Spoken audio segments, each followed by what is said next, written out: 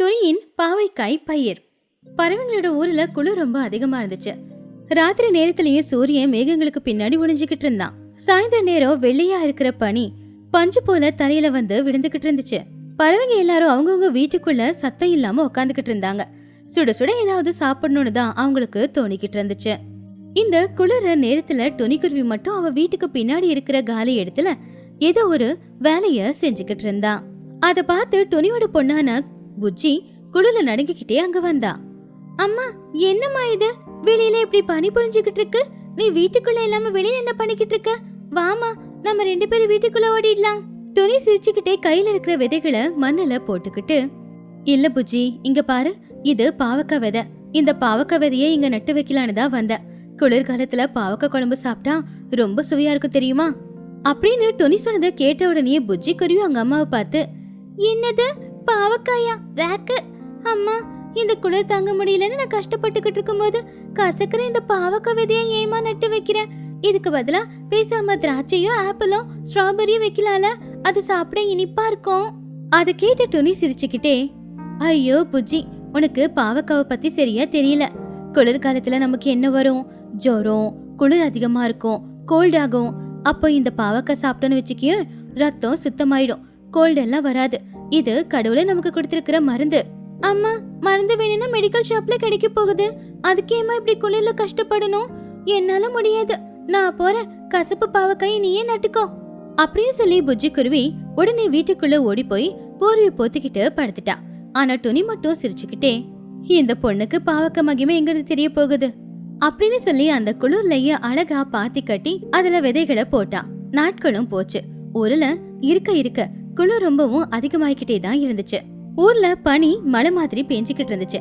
ஆனா ஆச்சரியமா துணி கஷ்டப்பட்டு போட்ட அந்த பாவக்காய் விதை மட்டும் குளிரையும் தாங்கிக்கிட்டு அழகா கொடியா பரவி அந்த இலைகளுக்கு நடுவுல குட்டி குட்டியா ரொம்ப அழகா பாவக்காய் காய்க்க ஆரம்பிச்சுது.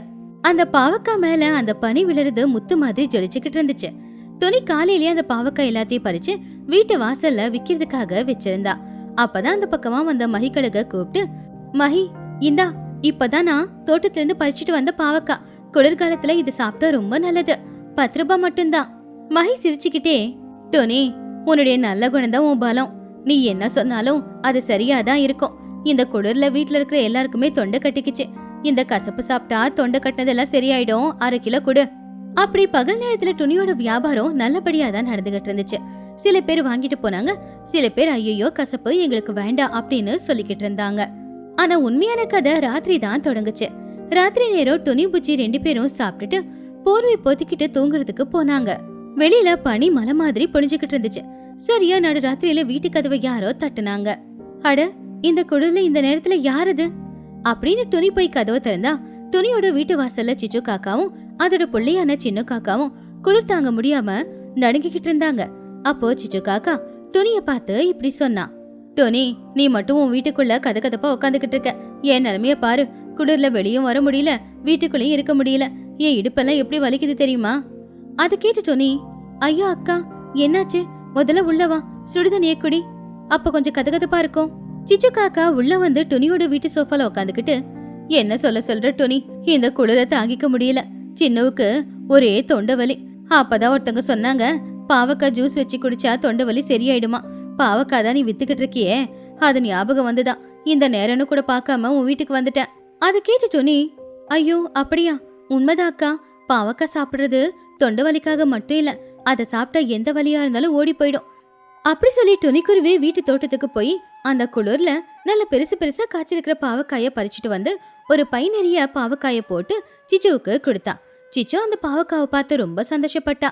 ஆனா வெளியில நடிச்சுக்கிட்டே, ஐயோ, சின்னுக்காக 2 பாவக்காய் கேட்டு வந்தா பை நிறைய பாவக்காய் கொடுத்துருக்கே, நீ கடவுள், இந்த நன்றி கடனை எப்படி தீக்க போறணும்? பரவாயில்லக்கா, பசங்க நல்லா இருந்தா அது போதாதா, கிளம்புங்க. சிச்சு காக்காவும் சரின்னு போனதுக்கு அப்புறமா புஜ்ஜி குருவி அவங்க அம்மா கிட்ட வந்து, அம்மா, உனக்கு தெரியலையா சிச்சு அத்தைய பத்தி? அவங்க 2 காய் கேட்டு வந்தவங்களுக்கு ஒரு பை நிறைய எதுக்கு காய் கொடுத்து அனுப்புன? காலையில நீ வியாபாரம் பண்ணப்ப அவங்க வந்து வாங்கிருக்கலாம்ல. இப்ப பாரு, ஃப்ரீயா வாங்கிக்கிட்டு போயிட்டாங்க. அவங்கள பத்தி உனக்கு தெரியாதா அம்மா? ஐயோ புஜ்ஜி, சிச்சு பாவம். ராத்திரி நேரத்துல வந்து கேட்கும்போது அவ கஷ்டத்தை நம்ம புரிஞ்சுக்கிட்டு அவளுக்கு நம்ம உதவி செய்யணும் இல்லையா? எனக்கு என்னவோ இது அவங்களுக்கு கஷ்டமானதா தெரியல, சரியான பிளான் போட்டு வந்திருக்காங்க அப்படின்னு சொன்னா புஜ்ஜி. அடுத்த நாள் சாயந்தர நேரம் குளிர் இன்னும் அதிகமா இருந்துச்சு. துணி புஜ்ஜி 2 பேரும் குளிர் தாங்க முடியாம வீட்டுக்குள்ள உட்காந்துக்கிட்டு இருக்கும்போது மறுபடியும் யாரோ கதவு தட்டுற சத்தம். டக் டக் டக். துணி வந்து கதவை திறந்தா. அப்போ சோட்டு கிளியும் பன்னு கிளியும் வாசல்ல நின்னுக்கிட்டு இருந்தாங்க. துணி, இந்த நேரத்துல கதவு தட்டினதுக்கு சாரி, தப்பா எடுத்துக்காத. பன்னுவுக்கு பயங்கரமா வயிறு வலி. அவன் ஸ்கூல்ல கண்டதையும் சாப்பிடுறான் போல, அதான் என்ன பண்றதுன்னு தெரியல. அப்போ பன்னு அவங்க அம்மா கிட்ட, அம்மா எனக்கு வயிறு வலி இல்ல, காலையில நீ கொடுத்த சாப்பாடு பத்தாமா, இப்ப எனக்கு பசி எடுக்குதுமா. சோட்டு கிளி பன்னுவ கிள்ளி, நீ சும்மா இருடா, நான் பேசிக்கிட்டு இருக்கேன்ல அப்படின்னு துணி கிட்ட. துணி, யாரோ சொன்னாங்க பாவக்கா சாப்பிட்டா வயிறு வலி போயிடுமாமே, அதான் உன்கிட்ட பாவக்கா கேட்கலான்னு வந்தேன். அது கேட்ட துணி, உண்மைதான் சோட்டு, பாவக்காவுக்கு ஜீரண சக்தி அதிகம், வயிறு வலி வராது அப்படின்னு சொல்லி தோட்டத்துக்கு போய் ஒரு பை நிறைய பாவக்காய பறிச்சுட்டு வந்து சோட்டு கிட்ட கொடுத்தா. அப்போ புஜ்ஜி மறுபடியும் அவங்க அம்மா கிட்ட வந்து, அம்மா இது ரொம்ப அநியாயம், காலையில கடையில வந்தா கசப்புன்னு வாங்கிட்டு போறதில்ல, ஆனா ராத்திரி நேரம்தான் எல்லாருக்கும் வியாதி ஞாபகத்துக்கு வருதா? அவங்க உன்னை யூஸ் பண்ணிக்கிறாங்க, உன்னை ஏமாத்துறாங்க. இன்னும் ஏமா இது எதையுமே நீ புரிஞ்சுக்காமையே இருக்க. துணிக்குருவி பொண்ணு பக்கத்துல கூப்பிட்டு, புஜ்ஜி அப்படி சொல்லக்கூடாது, எல்லாருமே நல்லவங்க தான். இந்த குளிர்ல இந்த ராத்திரி நேரத்துல வீட்டு வாசல்ல வந்து நிக்கிறவங்க கிட்ட என்கிட்ட இருக்கிறத எப்படி இல்லைன்னு சொல்லி அனுப்புறது? அப்படி பண்றது தப்புன்னு எனக்கு தோணுது. அந்த பாவக்காய் கொடியை பாரு, நான் அதுல இருந்து பறிக்க பறிக்க அது இன்னும் காய்ச்சிக்கிட்டே தானே இருக்கு. நாம மத்தவங்களுக்கு கொடுக்கறதும் எப்பவுமே அப்படிதான் இருக்கணும், இருக்குங்கிறது இல்லைன்னு சொல்லக்கூடாது. ஆனா புஜ்ஜி சோகமா, அம்மா உன் அப்பாவித்தனத்தை எல்லாரும் பயன்படுத்திக்கிறாங்க, என்னைக்காவது ஒரு நாள் உனக்கு பெரிய அடியா விழும், வேணும்னா பாரு, இது எனக்கு பிடிக்கலம்மா. துணிக்குருவி சிரிச்சுக்கிட்டே அமைதியாயிட்டா. அடுத்த நாள் ராத்திரி துணி ஏற்கனவே ரெடியா தான் இருந்தா. இந்த தடவை வீட்டு வாசல்ல குஹுவாத்து லூசி நின்னுக்கிட்டு இருந்தாங்க. துணி, உன்னுடைய பாவக்காய் கொடி எப்படி வளர்ந்துருக்குன்னு பாக்கலான்னு வந்தேன், பரவாயில்ல, குளிர்லயும் நல்லா தான் வளர்ந்துருக்கு. துணி, எனக்கு ராத்திரி எல்லாம் ரெக்க வலி, பாவக்காய் குழம்பு செஞ்சு சாப்பிட்டா ரெக்க வலியெல்லாம் போயிடுமாமே. ஆமா, எல்லா வலியையும் இந்த பாவக்காய் குணமாக்கும், இந்தாங்க எடுத்துக்கோங்க அப்படின்னு 2 பேருக்கும் 2 பை பாவக்காவை கொடுத்தா. நாட்களும் போச்சு. இருக்க பாவக்காய் கொடியில நிறைய பாவக்காவும் காய்க்க ஆரம்பிச்சுது. பகல்ல வந்து யாரும் காசு கொடுத்து வாங்கலனாலும் ராத்திரி நேரத்துல துணிக்கிட்ட வந்து இலவசமா எல்லாரும் வாங்கிட்டு போய்கிட்டு இருந்தாங்க. இதை எல்லாத்தையும் பார்த்துக்கிட்டு இருந்த புஜ்ஜி இவங்களுக்கு எப்படி பாடம் கத்து கொடுக்கறதுன்னு யோசிச்சுக்கிட்டு இருந்தா. ஆனா டோனி அவளுடைய அப்பாவித்தனத்தினால சிரிச்சுக்கிட்டு எல்லாருக்கும் கொடுத்துக்கிட்டு இருந்தா. அன்னைக்கு ராத்திரி ஊர்ல பனி அதிகமா இருந்துச்சு. வெளியில கால் கூட எடுத்து வைக்க முடியாத நிலைமை. ஆனாலும் சாப்பாடு சாப்பிட்டு முடிஞ்ச உடனேயே வீட்டு கதவு கிட்ட எல்லாரும் கேங்கா வந்து நின்னுருந்தாங்க. சிச்சு, குஹு, சோட்டு, லூசி எல்லாருமே துணியோட வீட்டுக்குள்ளார வந்தாங்க. டோனி, குளிர் இன்னைக்கு அதிகம் இல்ல, நீயும் புஜ்ஜியும் வீட்டுல தனியா இருப்பீங்கன்னு சும்மா பேசிட்டு போலான்னு தான் வந்தேன். ஆமா ஆமா, நீ தானே எங்களுக்கு ஃப்ரெண்டு, கஷ்ட சுகம் பேசிக்க உன்னை விட்ட யாரு இருக்கா? துணிக்குருவி அவங்களுடைய நாடகத்தை புரிஞ்சுக்கிட்டு புஜ்ஜிய பார்த்து கண்ணடிச்சா. அத பாட்டு புஜ்ஜி சந்தோஷமா, எங்க அம்மா எப்ப இவ்வளவு அறிவாளியானாங்க அப்படின்னு சொன்னா. அப்ப துணி சிரிச்சுக்கிட்டே, அட என் மேல இவ்வளவு பாசமா உங்களுக்கு? சரி சரி வாங்க, உங்களுக்காக சூடா பால் காய்ச்சி கொடுக்கறேன். அப்படி எல்லாரும் அடுப்பு பக்கத்துல உட்காந்துக்கிட்டு குளிர் காஞ்சிக்கிட்டு இருந்தாங்க. அப்போ சிச்சோ காக்கா துணி கிட்ட, துணி, இந்த பாவக்காய் கொடி ஒருவேளை இந்த பனியில வீணா போயிடுமோ? நீ கஷ்டப்பட்டு வெளியே வச்சது, அதை நினைச்சா எங்களுக்கு கவலையா இருக்கு. அப்ப துணி சிரிச்சுக்கிட்டே, ஓ பாவக்காய் கொடி என்ன ஆயிடுமோன்னு பாத்துட்டு போலான்னு எல்லாரும் வந்திருக்கீங்களா? நான் என்னமோ என் மேல இருக்கிற பாசத்துல வந்ததை நினைச்சுக்கிட்டு இருக்கேன். அப்படி துணி சொன்னதை கேட்டு எல்லாருமே ஒருத்தங்க முகத்தை இன்னொருத்தங்க பாத்துக்கிட்டாங்க. சிச்சு காக்கா தடுமாறி, அப்படி இல்ல துணி, உன் மேலேயும் கவலை தான், அதே மாதிரி பாவக்காய் மேலேயும் கொஞ்சம் கவலை தான். துணிக்குருவி எல்லார்கிட்டயும் கம்பீரமா, இங்க பாருங்க, என் வீட்டுல விளையிற ஒரு காய் உங்க எல்லாருடைய வியாதியை குணமாக்கும்னா அது எனக்கு சந்தோஷம்தான். ஆனா அதுக்காக இந்த ராத்திரி நேரம் பனி பொழிஞ்சுக்கிட்டு இருக்கும் போது ஏதோ என்கிட்ட பாசமா பேசுறதா சொல்லி பாவக்காய் வாங்கிட்டு போக வேண்டிய அவசியம் உங்களுக்கு என்ன இருக்கு சொல்லுங்க அப்படின்னு துணி சொன்னதை கேட்டு எல்லாரும் தலைகுனிஞ்சு நின்னுக்கிட்டு இருந்தாங்க. அப்போ புஜ்ஜி அவங்க அம்மாவை பார்த்து ரொம்ப ஆச்சரியப்பட்டா. இங்க பாருங்க, நாளையில இருந்து யாரோ ராத்திரி நேரத்துல என் வீட்டுக்கு வர வேண்டிய அவசியம் இல்ல. காலையில கடையில நான் விற்க தானே போறேன், அப்ப வந்து வாங்கிக்கோங்க. பணம்லாம் யாரும் தர வேணாம், உங்களுக்கு என்ன தேவையோ எடுத்துக்கோங்க. சிச்சு ரொம்ப வெக்கப்பட்டு, என்னது ஃப்ரீயாவா? ஆமா, எதுக்கு பொய்ய சொல்லிட்டு நீங்க ஃப்ரீயா வாங்கிட்டு போகணும்? அதுக்கு நேரா வந்து துணி, உன்னோட பாவக்காய் நல்லா இருக்கும், எங்களுக்கு பாவக்காய் குழம்பு செய்யணும் அப்படின்னு சொல்லி வாங்கிட்டு போங்க. அதுக்கு போய் உடம்பு சரியில்லை, இந்த வியாதி அந்த வியாதின்னு பொய் சொல்ல வேண்டிய அவசியம் என்ன இருக்கு? சந்தோஷமா உங்களுக்கு நான் கொடுக்க போறேன், பொய் சொல்லிட்டு எதுக்காக வாங்கிட்டு போறீங்க? நீங்க உண்மையை சொன்னாலே நான் சந்தோஷமா தானே கொடுப்பேன். துணி சொன்ன ஒவ்வொரு வார்த்தையும் அவங்கள செருப்பால அடிச்ச மாதிரி தான் இருந்துச்சு. துணி அப்பாவி இல்ல, அவ புத்திசாலிதான், ஆனா நல்ல மனசுக்காரி அப்படிங்கறத எல்லாருமே அன்னைக்கு புரிஞ்சுக்கிட்டாங்க. துணி, உன்னோட நல்ல குணத்தை நாங்க தப்பா பயன்படுத்திட்டோம். நாளையில இருந்து எங்களுக்கு இலவசமாலாம் கொடுக்காத, நாங்க பணம் கொடுத்து வாங்கிக்கிறோம், எவ்வளவு வேணுமோ அவ்வளோ. துணி சிரிச்சுக்கிட்டே, பணம் எதுக்குக்கா? நீங்க எல்லாரும் அக்க பக்கத்துல இருக்கீங்க, ஒருத்தங்களுக்கு ஒருத்தங்க உதவி செஞ்சுக்கலாமே. அன்னைக்கு ராத்திரி அவங்க செஞ்சதை நினைச்சு வெக்கப்பட்டு எல்லாரும் அவங்க வீட்டுக்கு போயிட்டாங்க. புஜ்ஜி குருவி அவங்க அம்மாவை பார்த்து, அம்மா, இன்னைக்கு எனக்கு தெரிஞ்சது எங்க அம்மா அப்பாவே இல்ல, ரொம்ப புத்திசாலிங்கிறது. எல்லாருக்குமே சரியான நேரத்துல சரியான பாடம் கத்து கொடுத்தம்மா. துணி அவளுடைய பொண்ணு பக்கத்துல போய், பாடம் கத்து கொடுத்தது இல்ல புஜ்ஜி, மனசுல இருந்தத சொன்னேன். அத புரிஞ்சுக்கிட்டாங்கன்னா அது அவங்களுக்கு சந்தோஷம், எனக்கும் அதுல சந்தோஷம் அப்படின்னு சொன்னா. அன்னைக்கு ராத்திரி புஜ்ஜி அவங்க அம்மா கிட்ட இருந்து ஒரு புது பாடத்தை கத்துக்கிட்டா. அன்னைக்கு ராத்திரி அவங்க எந்த தொந்தரவும் இல்லாம அந்த குளிர்ல சந்தோஷமா படுத்து தூங்குனாங்க. துணி புஜ்ஜியின் மாடு வளர்ப்பு. துணிக்குருவி ரொம்பவும் கஷ்டப்பட்டு விவசாயம் செஞ்சுக்கிட்டு இருந்தா. ஆனா இந்த வருஷம் விளைச்சல் அந்த அளவுக்கு சரியா வரல. அதனால துணி ரொம்பவும் கவலையில இருந்தா. அவ அவளுடைய பொண்ணான புஜ்ஜியோட எதிர்காலத்தை பத்தி யோசிச்சுக்கிட்டு இருந்தா. தூரத்துல ஒரு மரத்துக்கு கீழே புஜ்ஜி குருவி அவளுடைய நண்பனான பன்னு கூட சேர்ந்து விளையாடிக்கிட்டு இருந்தா. டேய் பன்னு, எனக்கு கனவுல சுட சுட ஜிலேபி தெரிஞ்சுதுடா. உனக்கு என்ன தெரிஞ்சது? எனக்கா? எனக்கு அந்த சுட சுட ஜிலேபி பக்கத்துல இருக்கிற பாதாம் பால் தெரிஞ்சது. அதோட வாசம் இருக்கே. துணி பசங்களை பாத்துக்கிட்டு, இவளுக்கு எப்பவுமே சாப்பாடு சாப்பாடுதான். விளைச்சல் சரியா வரல, வீட்டுல சமைக்கிறதுக்கு 10 நாளுக்கு தான் அரிசி இருக்கு. அடுத்து என்ன பண்ண போறேன்னு தெரியல. அத பத்தியெல்லாம் இவளுக்கு கவலை இருக்கா அப்படின்னு சொல்லி துணி வீட்டுக்கு வந்துகிட்டு இருக்கும் போது ஊரோட தலைவியான மகிக்கடகோட வீட்டு வாசல்ல ஒரு மாடு கட்டி போட்டிருந்தாங்க. அத பார்த்ததுமே துணிக்கு ஒரு யோசனை வந்துச்சு. அப்போ துணி, ஆமா, இது நல்ல யோசனையாச்சே. ஒரே ஒரு மாடை வளர்த்தா பால் கொடுக்கும், தயிர், நெய், வெண்ணெய் எல்லாத்தையுமே விக்கலாமே, நல்ல லாபமும் கிடைக்கும் அப்படின்னு சொல்லி சந்தோஷமா வீட்டுக்கு போனா. ஏற்கனவே பசியோட காத்துக்கிட்டு இருந்த புஜ்ஜி குருவி அவங்க அம்மா வரத பார்த்த உடனே ஒரு கிண்ணத்தை எடுத்து பக்கத்துல வச்சுக்கிட்டா. அப்பாடா, அம்மா வந்துட்டியா? ரொம்ப நேரமா பசியில காத்துட்டு இருந்தேன். சீக்கிரமா எனக்கு சுட சுட கொஞ்சம் உப்மா செஞ்சு கொடுக்கறியாமா? உப்மால அப்புறம் உன்கிட்ட ஒரு நல்ல செய்திய சொல்லட்டுமா? நாம மாடு வாங்க போறோம். அத கேட்டு புஜ்ஜி குருவி ரொம்பவும் ஆச்சரியமா, ஆ, மாடா? ஹை, மாடு வாங்கினா வீட்டுல ஃப்ரெஷ்ஷா பால், வெண்ணெய், தயிர், நெய் எல்லாமே இருக்கும்ல. தினமும் பால்கோவா பண்ணிக்கலாம், அப்புறம் ஐஸ்கிரீமும் பண்ணலாம்லம்மா. துணி சிரிச்சுக்கிட்டே, ஐயோ, ஏமா எப்பவுமே சாப்பிடறத பத்தி யோசிக்கிறேன்? அந்த மாடு குடுக்கற பால் நாம சாப்பிட இல்ல, விக்கிறதுக்கு. அது மட்டும் இல்ல, மாட்டை நல்லபடியா பாத்துக்கணும், அதுக்கு தேவையான எல்லாத்தையும் செய்யணும். அது எவ்வளவு பெரிய வேலைன்னு உனக்கு தெரியாது. அட, அதெல்லாம் ஒரு பெரிய வேலையாம்மா. நானும் பன்னுவும் இருக்கோமே, நாங்க 2 பேரும் பாத்துக்க போறோம். பன்னு, நாம பாத்துக்கலாம் இல்லடா? ஆமா ஆமா அத்தை, நாங்க 2 பேரும் பாத்துக்கிறோம், நீங்க ஒன்னும் கவலைப்படாதீங்க. எப்பவாவது செய்யறேன்னு சொன்ன வேலையை ஒரு தடவையாவது முழுசா செஞ்சிருக்கீங்களா? சரி, இந்த ஒரு தடவை உங்களை நான் நம்புறேன். ஆனா முதல்ல மாடு வாங்குறதுக்கு நமக்கு பணம் வேணும் அப்படின்னு துணி யோசிக்க ஆரம்பிச்சா. அவகிட்ட மாடு வாங்குறதுக்கு பணம் கொஞ்சம் கம்மியா இருந்துச்சு.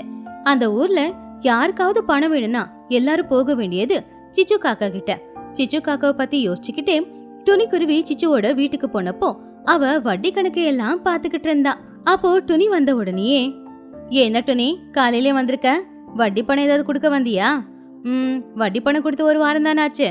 அப்போ துணிக்குருவி, இல்ல சிச்சு, எனக்கு மாடு வாங்குறதுக்கு கொஞ்சம் பணம் வேணும். என்னது, மாடு வாங்க போறியா? துணி, உனக்கு அறிவு இருக்கா? மாடு வளர்க்கறது எவ்வளவு கஷ்டம், அதுக்கு எவ்வளவு தீவனம் போடணும், அது இல்லாம உடம்பு சரியில்லாம போய் பால் கொடுக்கலனா நான் கொடுத்த பணத்தை எப்படி கொடுப்ப? தயவு செஞ்சு என்ன புரிச்சுக்கோ சிச்சு, இது என் குடும்பத்தை பாத்துக்கிறதுக்கான ஒரே ஒரு வழி.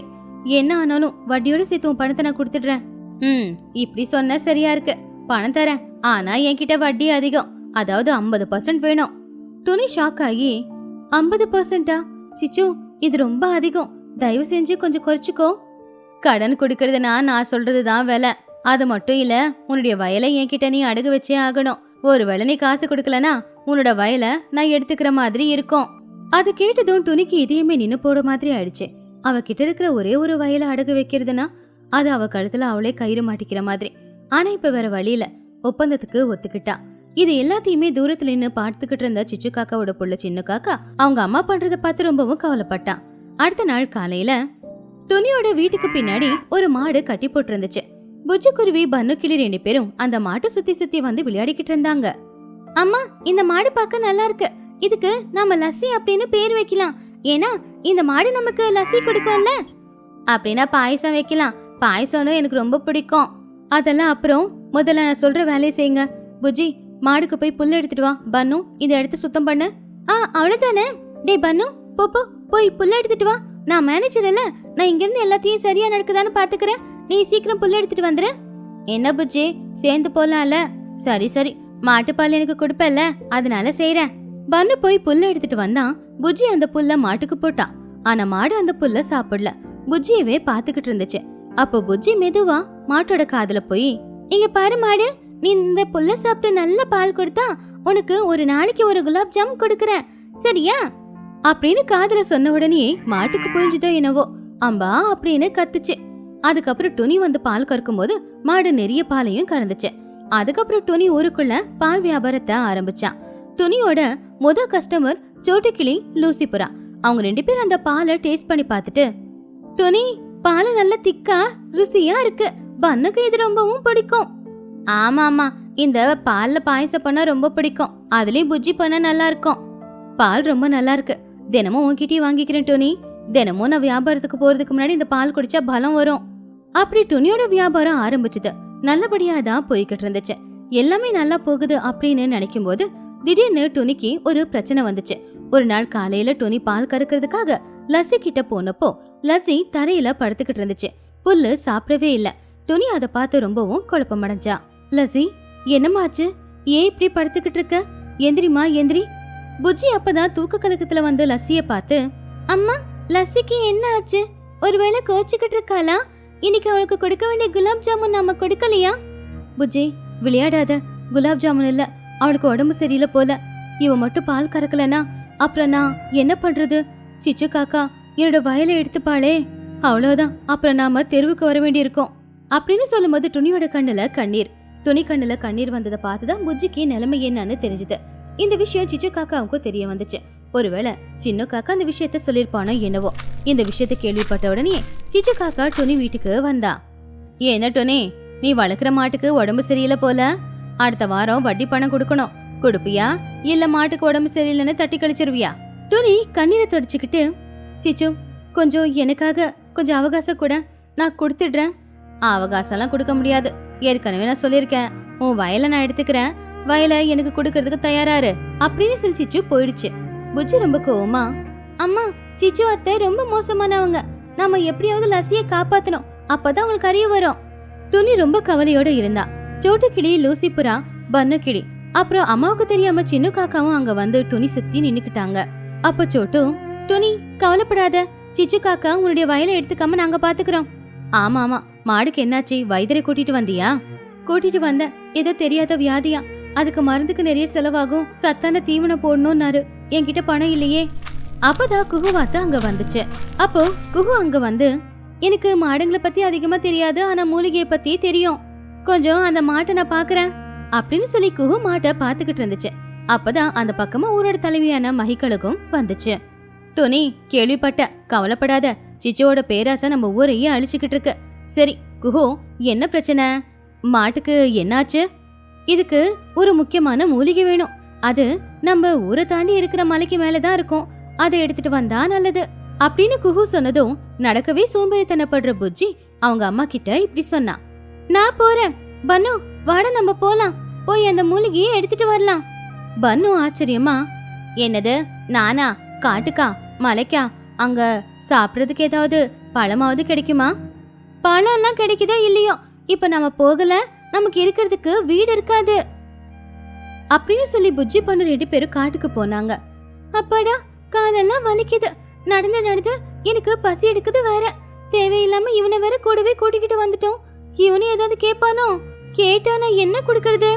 புஜ்ஜி, நான் எதுவும் கேட்க மாட்டேன். இது நம்ம பண்றது லஸ்ஸிக்காகவும் உங்க அம்மாவுக்காகவும், வா அப்படின்னு சொல்லி 2 பேரும் மலைக்கு போய் அந்த மூலிகை எதுன்னு தேடி கண்டுபிடிச்சு அதே வேகத்தோட திரும்ப வந்தாங்க. அப்போ குஹுவாத்து அந்த மூலிகையை அரைச்சி லஸ்ஸிக்கு குடிக்க கொடுத்துச்சு. அன்னைக்கு ராத்திரி முழுக்க என்னாகுமோ ஏதாகுமோன்னு ஊர்ல இருக்கிறவங்க எல்லாருமே அங்கதான் இருந்தாங்க. அடுத்த நாள் காலையில அம்பா அப்படின்னு ஒரு பெரிய சத்தம். அந்த சத்தத்தை கேட்டு துணி கண்முழிச்சு பார்த்தா. மாடு புல்லு சாப்பிட்டுக்கிட்டு இருந்துச்சு. அதுக்கு வியாதி குணமாயிடுச்சு. அப்போ புஜ்ஜி வந்து மாட்டை கட்டி பிடிச்சுக்கிட்டு, லஸ்ஸி உனக்கு ஒன்னும் ஆகல பாத்தியா, நான் கொண்டு வந்த மூலிகையால உனக்கு எல்லாம் சரியாச்சு. எல்லாரும் சந்தோஷமா இருக்கும்போது சிச்சு காக்கா அங்க வந்துச்சு. சிச்சு காக்காவோட முகம் ரொம்ப கோவமா இருந்துச்சு.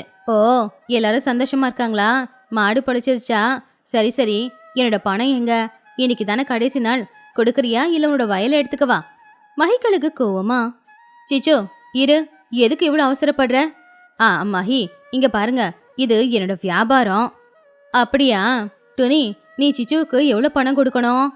துணி பயந்துகிட்டே அசலும் வட்டியும் சேர்த்து சொன்னா. ஓ சரி சரி, அந்த பணத்தை நான் கொடுக்கறேன். என்னது? ஆமா, நான் துணியோட கடனை அடைக்கிறேன். அதுக்கு 1 வருஷத்துக்கு நான் வைக்க போற ஸ்வீட் கடைக்கு துணி எனக்கு பால் கொடுப்பா. இது என்னோட முதலீடு. வியாபாரம் ஆரம்பிக்க போறோம். உனக்கு ஏதாவது கஷ்டமா இதுல? ஆமா ஆமா, நானும் முதலீடு போடுறேன். பன்னுக்கு தினமும் பாயசம் பண்ணி கொடுக்கணும்ல. அப்போ சிச்சு காக்கா கோவமா, நீங்க எல்லாரும் சேர்ந்து என் வியாபாரத்தை அடிக்கலாம் அப்படின்னு பாக்குறீங்களா? அம்மா பாரு, ஒருத்தங்களுக்கு ஒருத்தங்க எப்படி உதவி பண்ணிக்கிறாங்கன்னு. நீதான் ரொம்ப மோசமா இருக்க. பெத்த புள்ளிய அவளை எதிர்த்து பேசினதுனால சிச்சு காக்காவுக்கு கோவம் வந்துச்சு. அவமானமாவும் இருந்துச்சு. அவ அங்கிருந்து போயிட்டா. இப்ப துணிக்கு எந்த பிரச்சனையும் இல்ல. கடன்ல இருந்து அவ வெளியில வந்துட்டா. அவளுடைய கிராமமே அவளுக்கு இதுல இருந்து உதவி செஞ்சது. லஸ்ஸி இப்ப நல்லா இருந்துச்சு. நல்ல பாலும் கொடுத்துக்கிட்டு இருந்துச்சு. புஜ்ஜி, உன்னை பார்த்து எனக்கு ரொம்ப பெருமையா இருக்கு. உன் சோம்பேறித்தனம் எல்லாத்தையும் விட்டுட்டு இன்னைக்கு நீ ரொம்ப கஷ்டப்பட்டுட்ட. பரவாயில்லம்மா, அது என்னுடைய வேலை. சரி சரி, என்னுடைய சம்பள கதை என்ன?